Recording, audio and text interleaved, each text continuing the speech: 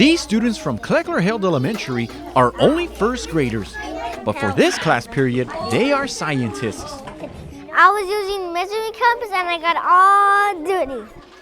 At Mrs. Acebeto's science class, it's all about testing, touching, and exploring. She set up stations all around the classroom, giving her students a chance to observe and discover.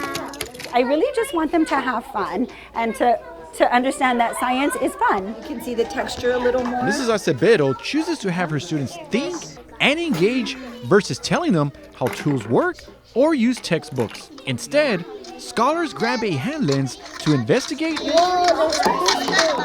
along with a microscope to zoom inside and see something so tiny up close. These types of activities are going to follow them up until high school. They'll be exposed to using these tools, so why not get them started at an early age? And the more that they use them, the more that they'll grow in their understanding. The most popular activity appears to be the use of droppers into the water.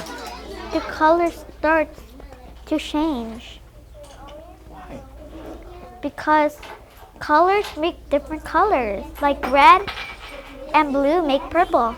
Like everything else, science comes with a safety lesson. That means wearing protective gear, such as goggles, in order to execute an experiment properly. I feel like a scientist. We're working on mixing colors, magnets, looking at rocks. We're looking in microscopes and measuring. For KWES TV, I'm Mike Gonzalez.